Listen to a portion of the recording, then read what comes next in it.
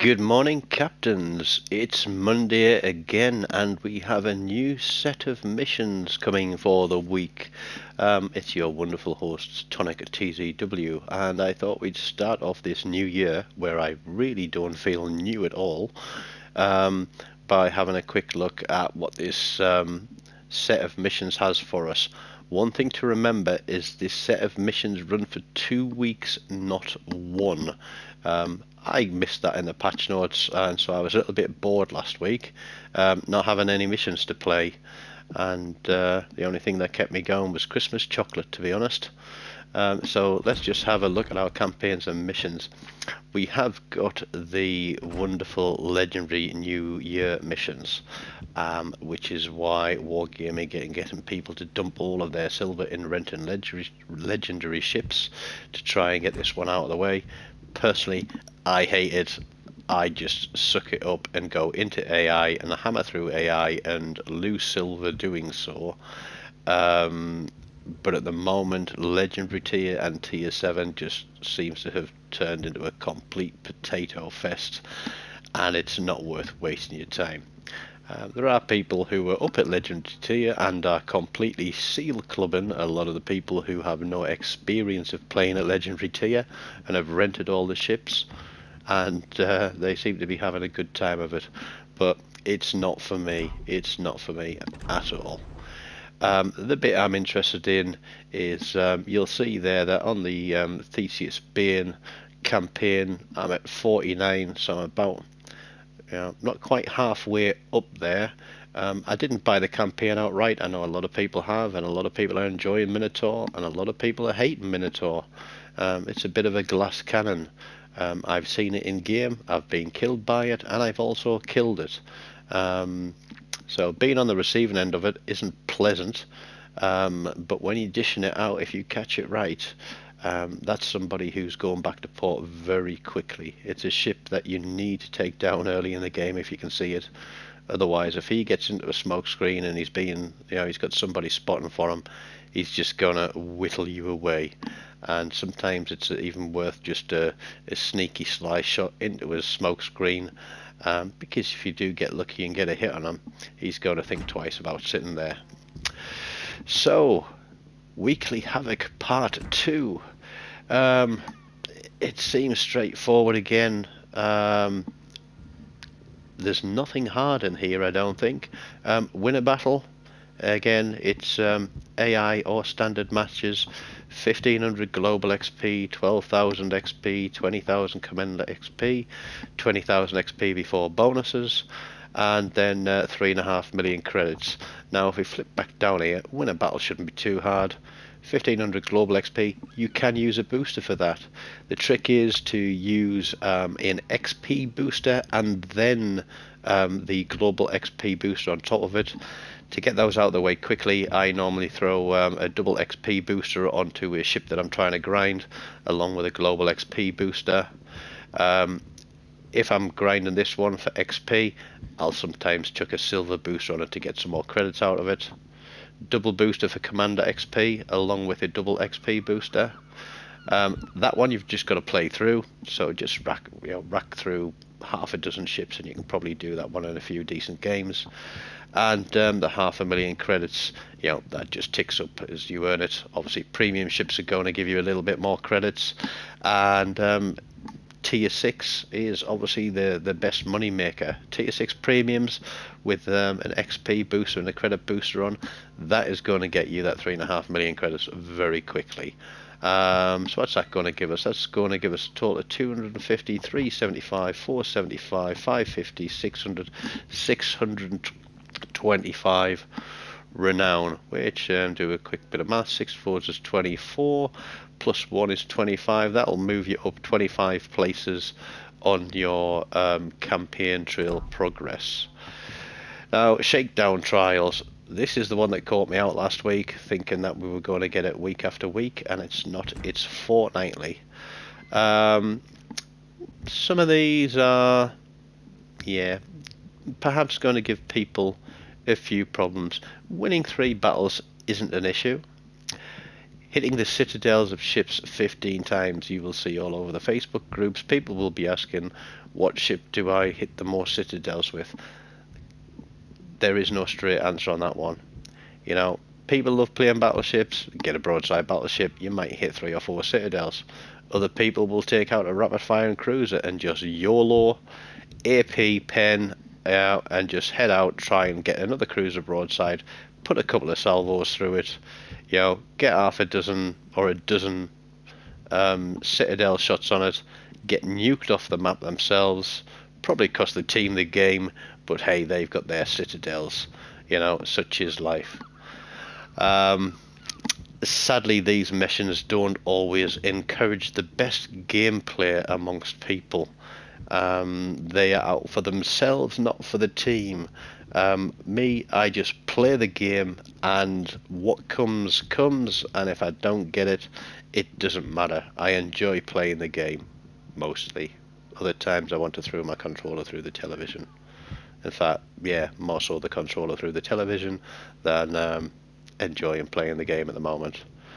3,000 ribbons. Now, this is any ribbon in the game. It's a cap, it's a cap defend, it's a secondary hit, it's a main gun hit, it's a fire. Anything that you can get a ribbon for in a game, you can get on this. Now, there are a few ships that I like to quickly get this one done on. We're talking rapid firing cruisers. We're talking rapid firing destroyers going on a hunt for DDs, or if you can get into a smoke screen and have somebody spot for you, you can just spam a big battleship and just keep getting those hits. Another friend I have loves to play his Bismarck in a secondary build and just sail straight up the middle of the map and let his secondaries with a secondary booster do the work, and it'll get him like 200 secondary ribbons. You know, he'll get a few fires out of it, he'll get some main gun hits on the way, you know, and he might be pulling 400 or 500 ribbons out of a single game doing that. 300,000 damage to ships by setting on fire. That's basically, pun intended, a slow burn. There's going to be lots of HE cruisers out there, I imagine, with fire builds on them. Weimar, possibly Mainz as well. Suzuya's another one. Nelson, Battleship Tier 6, and the King George V, I think a good fire starting chances for battleships. And well, I've been hit by both of those a couple of times and had 2 or 3 fires set on me in one go. And you know, if you get one, let it burn. If you get 2, think about putting it out, depending on, you know, if you've got somebody close to you that you can rebuild your health off. If you get 3 fires, you're going to be putting those out straight away, and then somebody's going to light you on fire again. So be prepared this next week or 2 weeks, just to have your head constantly on fire. You know, there's nothing you can do about it, unless of course you've seen the blokes that are setting you on fire and you're just smashing them off the map to get your citadel kills. That's the only good thing about all those HE cruisers being out there, is you're going to get your citadel hits done.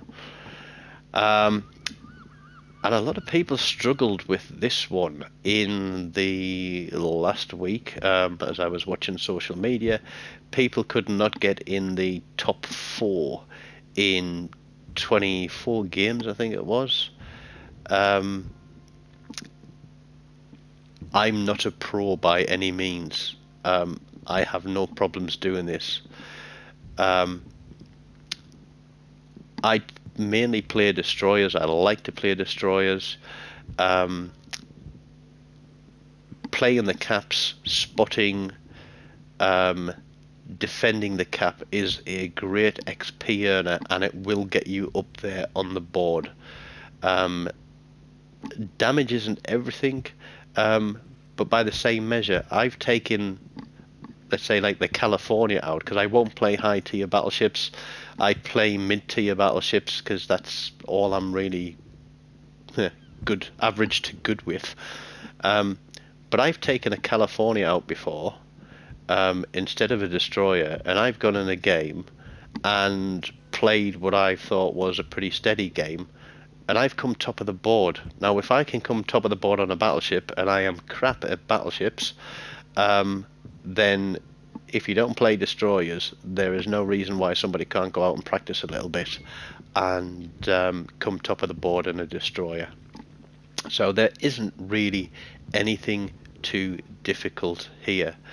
So let's just have a look here. So that's 225, 300, 375, 425, 450. So that's 16, 17, 18. So another 18 stages on your campaign progression. So I'm hoping by the time I get through to the end of this to be round about 90, 95, I think. Sorry, because I did miss one thing out, is on your missions you have got also, he's lost it again, you have got your heroic effort, which is Kraken, High Caliber, Confederate and Dreadnought. So that'll give you an extra 100. If you get all 4, you've got another 25 up there. So that's another 5 stages if you get all of those. I never seem to survive long enough to get a Dreadnought medal. Obviously, one of the keys to that is surviving the game. If I'm in a battleship trying to get a Dreadnought, chances are I'm not going to survive.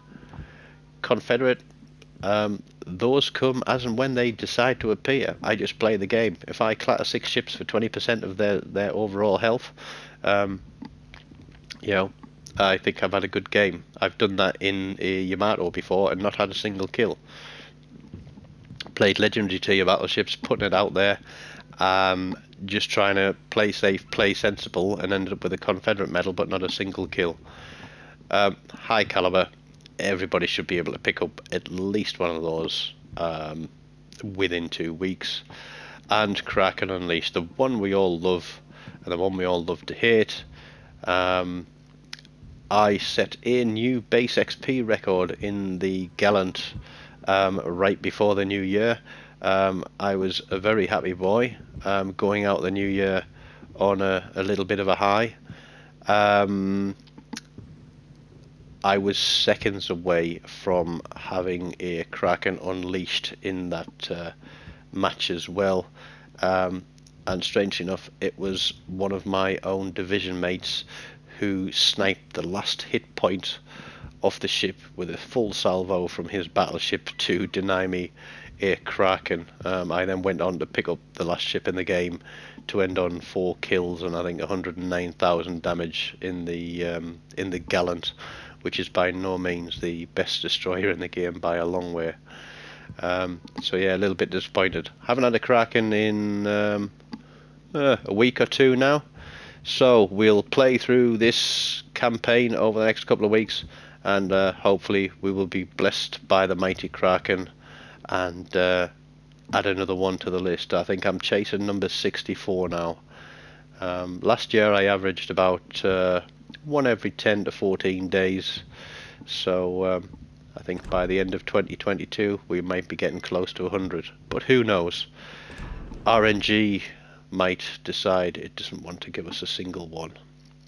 So that's it for the update this morning. I'm hoping to be live streaming later tonight, get some friends online, and I am going to be online during the day on the PS5, sat comfy on the sofa with a cup of tea and my old man blanket across my lap. So keep an eye out for me. If you do see me and you're on the opposite team, please don't shoot at me. It just makes me sad. It makes me sad when my hit points disappear. And as they say, fair winds and following seas, and all the best for 2022, captains, and I'll see you out there. Take care. Bye bye.